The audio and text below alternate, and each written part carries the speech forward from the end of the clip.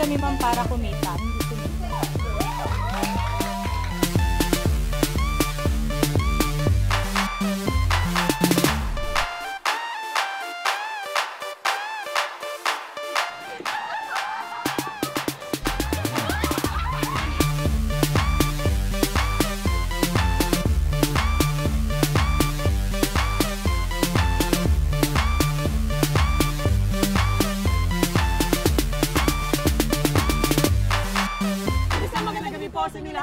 Ito na siguro ang gabing ating pinakahihintay. Sino sa ating mga challengers ang tatanghaling sexiest in the city? Nagpakitang gilas, nagpakamanang, nagpaka-sexy at sinubukan ng pasyensya. Meron pa kayang mga matitinding mga paghamong naghihintay sa kanila? Meron. Ang ating huling hamon, ano kayang payong ibibigay nila sa isang babaeng iniwan ng kanilang boyfriend? Ang panlabasaan nyo lang bang importante? Malalaman natin yan. Kaya tumutok na sa programa kung nasaan ang tunay na drama ng buhay. Huling araw na po ito, kaya simulan na natin na Sexy in the City series ng Extra Challenge!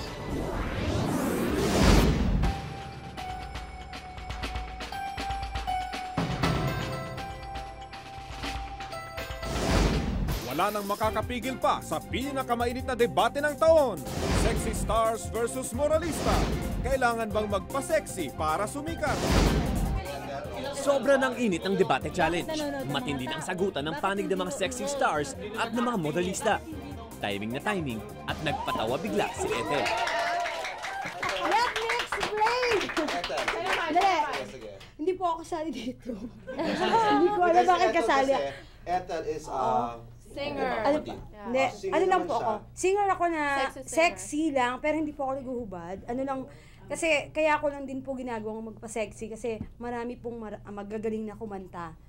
Kailangan para maging iba ka. Si Ethel naman talagang hindi pa naguhubad yan. Hindi ko po iba naman kasi yung pagiging sexy niya kesa doon sa pinag-uusapan na pumasok ka sa showbiz para mag-bold, para makita ka lamang, para kumita ka. Pero hindi mo inisip na kung may talento ka, bakit parang tinuturuan mo mga kabataan. Kasi dito sa atin, nawawala na talaga yung, nawawala na yung moral values. Do I really want to be an actress? Okay, fine. O sige, fine. I'll do this for the meantime and then I'll do some other things kapag kasikat na ako. Ano naman ang kasigurahan sisikat kayo? Miski kayo naghubad. Maraming naghubad, hindi sumikat. Para bang sigurado na kayo na pag kayo naghubad sisikat na kayo eh. Nasa At manager pagsisisihan yan. kanina. Sinabi nyo kanina, pumasok kayo sa paghuhubad para mabilis, kumita. Alam nyo, sarili nyo lang iniisip nyo eh. Actually. Sabi nga ng Panginoon, tignan mo rin naman kung ano yung ginagawa mo. Ito ba ay nakakabuti sa mga kapwa mo? Basta wala ka namang sinasagasaan, we're earning, that's it. Oo, may sinagasaan kayo sapagkat maraming kabataan ngayon. Nakakatulong para magawa ng maganda. Ang magulang nyo hindi marunong magturo sa inyo, dinala kayo sa isang bagay na parang kumita lang. Ang mabuhay, hinayaan kayo magbaba. Parang kabastusan na yata, pati magulang hindi dapat isama. Nako, mukhang nagkakasagutan na sila. Kaya inaawat na sila ni Philip. Excuse me. Si Ethel mukhang bumabalin din. Gusto na lumipat sa panig ng mga moralista.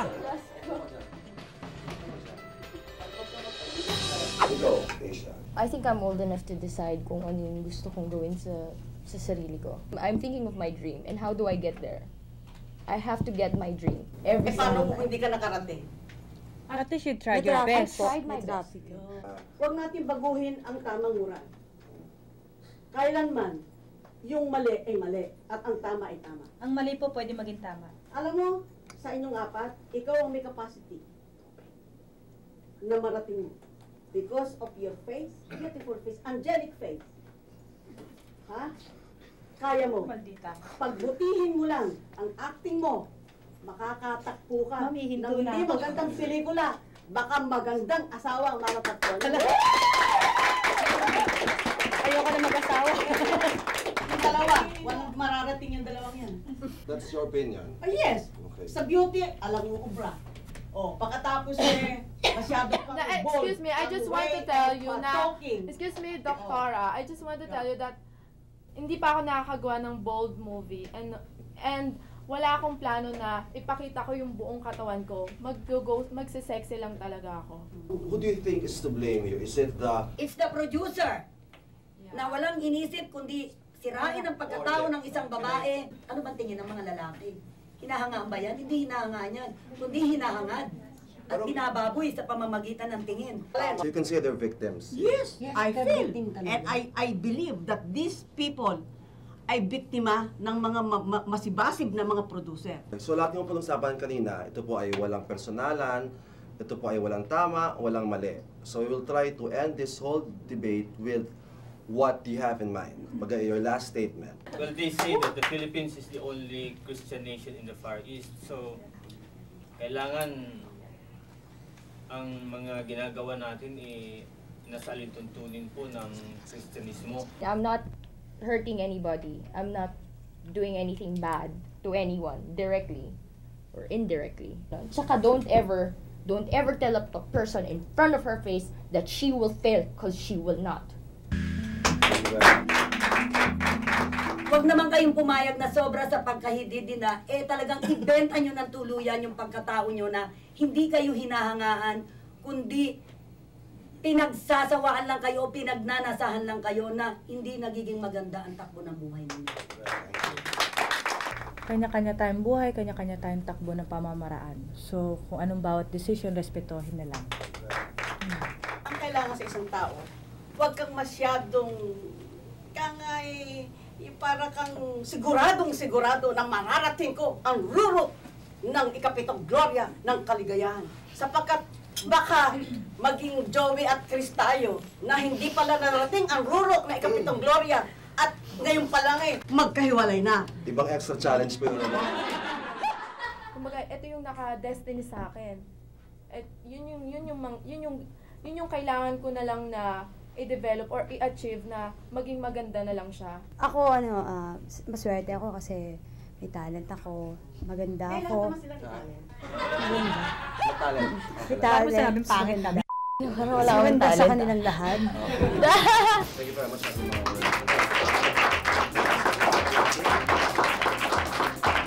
At sa ating mga challengers, nakalampas kayo sa isang challenge.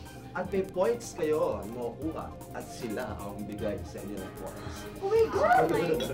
So, congratulations sa ating mga challengers.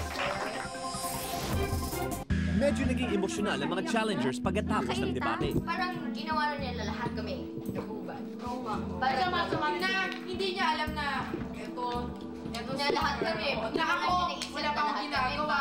Oo, diba? Mga ganun. Grabe? Ba't hindi ka nagsalita? Bakit kasi nagtitimpi kasi ako, naiinis ako sa mga respeto na lang. Parang wala na rin silang respeto sa amin na parang wala pa kaming karapatan. Na parang sinabi nangyari, palibasa matatanda sila kami. Mahirap kasi sumagot eh. Pero humanga naman sa kanila ang mga moralista. Well, si Camille has such personality to be a sexy star. Meron siya. Unang-una, angelic face. Magandang mukha niya.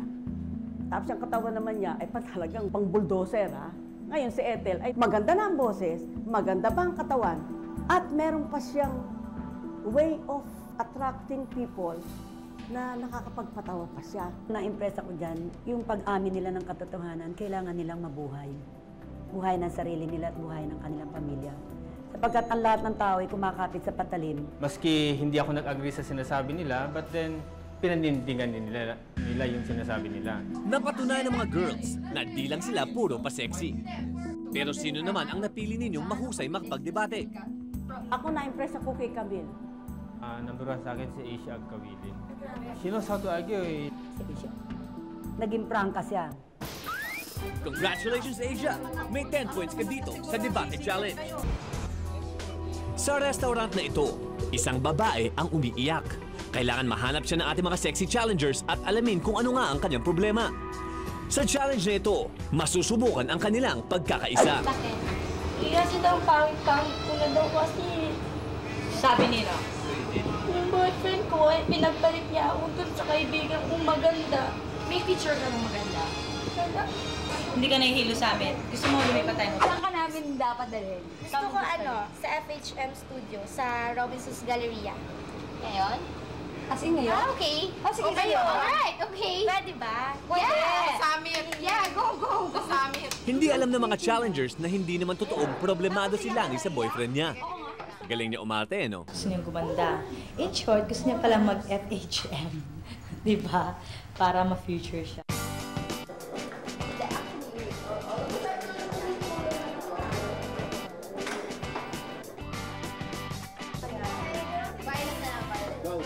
Nako, mukhang damit pa lang nagkakagulo na sa pagpipili ang ating mga sexing challengers.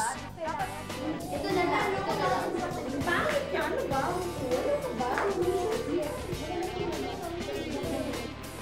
O Ethel, bakit ikaw nagsukat niyan?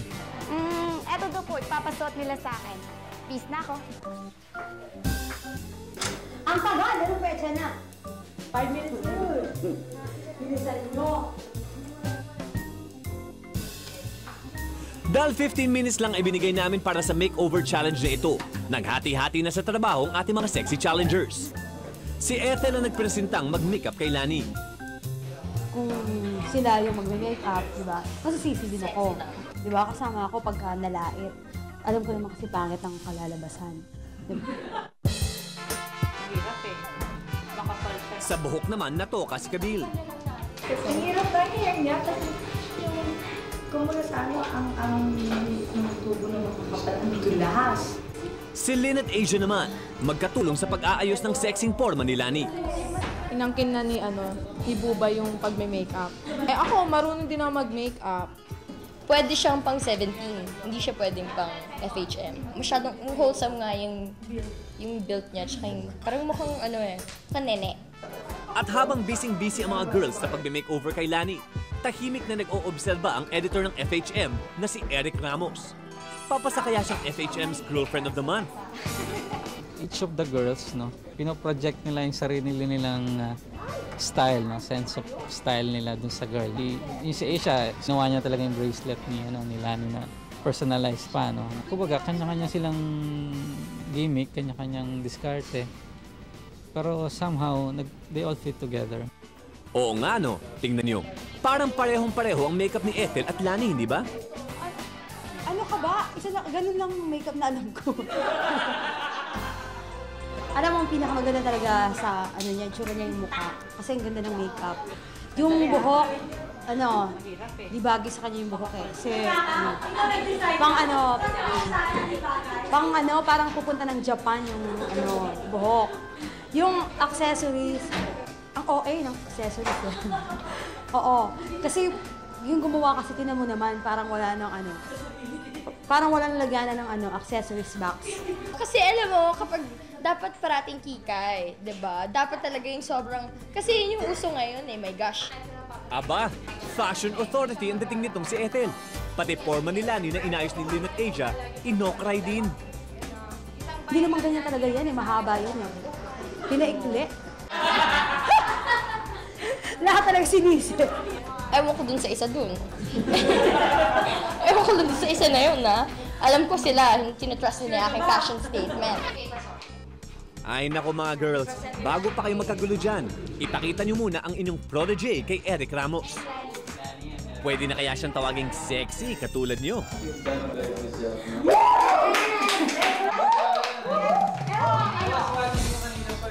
Maganda yung pagka-ayos. Skirt lang medyo.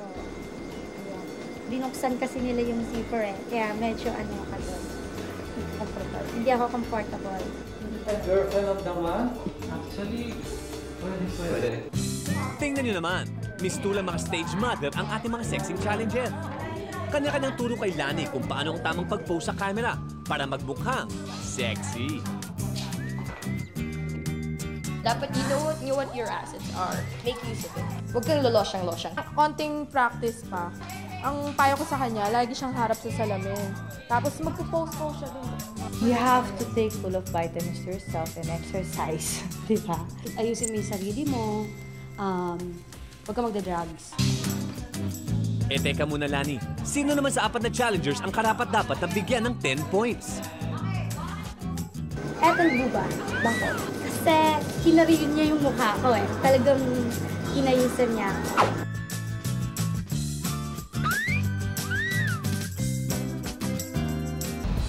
Matapos ang makeover challenge, ay sinalubong na namin ang aking partner ang mga sexy in the city. Mga sexy in the city, welcome back to Linden Streets. Malapit na matapos ang inyong kalbaryo. Oras na para kayo'y magpalit sa inyong mga sexy outfits. Bikini top, short shorts, whatever you like. Ito na ang pinakahihintay ng lahat. Ang awards night kung saan malalaman natin kung sino ba talaga ang sexiest in the city. Pero bago yan, meron kaming inihandang sorpresa sa kanila. Siyempre, hindi kompletong awarding ceremonies kung wala tayong tinatawag nating audience, di ba?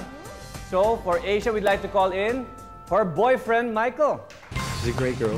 She's got a lot of fun, full of energy. You know, she's very creative as well. You know, I'm sure you see by her style. You know, she's very much into clothes, and she's studying at university as well. So, you know, she's a great girl. I like her a lot. Wow, ang sweet naman. Wow, ang sweet. For Ethel, kasama ang brother and sister. Kabaliktaran siya ng kung ano siya. Pag nasa bahay lang siya, pag kami magkakasama, seryoso siya, tsaka hindi masyado siyang nagpapasexy pag nasa bahay lang. Thank you sa lahat ng kabutihang ginagawa mo sa amin. Mabait na ate pala itong si Ethel dahil siyang nagpapaaral sa kanyang mga kapatid. Kay Lynn Jordan. Kay Lynn Jordan, kasama yung kanyang kapatid, ang kanyang mommy, at ang kanyang boyfriend. Pasalamat ako sa lahat ng mga naitulong niya sa amin at sana huwag ka magbago. Ay ate, thank you kasi tinulungan mo ako kasi nakapag-aral ako. Basta thank you sa lahat. Wala na akong masasabi. The best talaga yun kasi ate ko. Tsaka, I love you. Mapagmahal na kapatid at anak din pala itong si Lynn.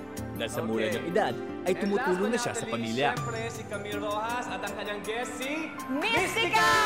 Kahit ano man ang tatahakin mo, you'll always find your way to win. And I know that. Kahit ano pang mga pagsubok, kahit alam mo na risky lahat, alam ko na kayang-kaya mo. Dahil you're also a fighter like me. Malaki talagang bilib sa'yo ng iyong kaibigan, Camille. Pero teka, ano nangyari?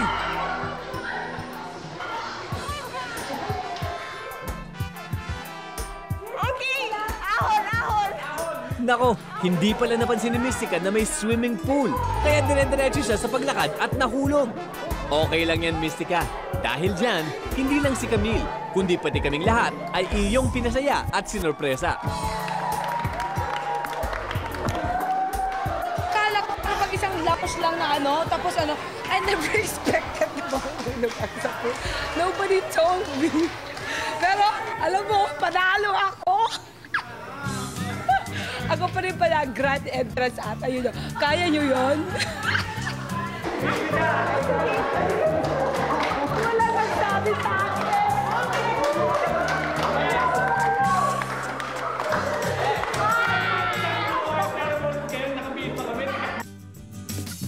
Ito na ang pinakahihintay ng lahat. Sinong tatanghaling sexiest in the city? Ang ating first runner-up ay si...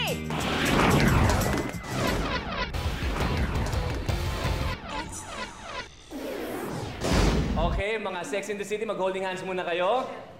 We have a tie for third and fourth place, 40 points apiece. Si Asia Gawili and Lynn Jordan! Okay. Ang ating second placer ay may 50 points. Ating first placer, 65 points. Ang layo, Medyo malayo. Ito talagang 15 points, malaki din yan, ha? Kumbaga, kinarin niya ang pagiging sexy in the city. Eto na nga. Uunahin ko muna ang first runner-up. Oo. At ikaw ang mag-announce ng sexiest in the city. Ang ating first runner-up ay si Camille Rojas! Ang sexiest in the city, Edward Buka!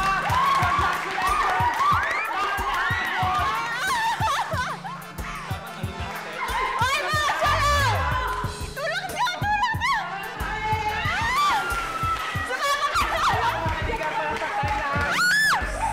So kahit na yung iniisip ng ibang tao na puro pagpapasexy lang, walang alam gawin, parang bobita, ganyan.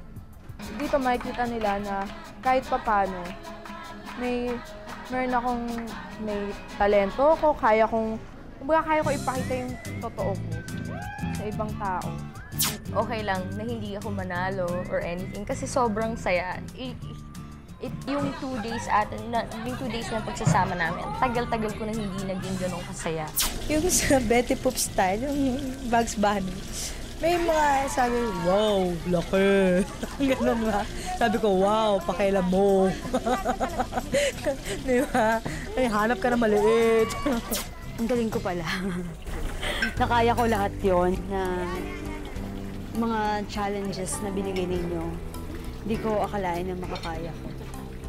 Ang kanilang kagandahan at kaseksihan ay laging hinahangaan. Ngunit minsan, sila din daw ay hinuhusgahan. Sa 2 araw na challenge ng ating mga sexy in the city, higit nyo pa silang nakilala. May mga palaban, meron ding nasasaktan. 4 na babaeng punong-puno ng talento. May mahilig magpatawa at syempre, lahat sila masaya talagang kasama.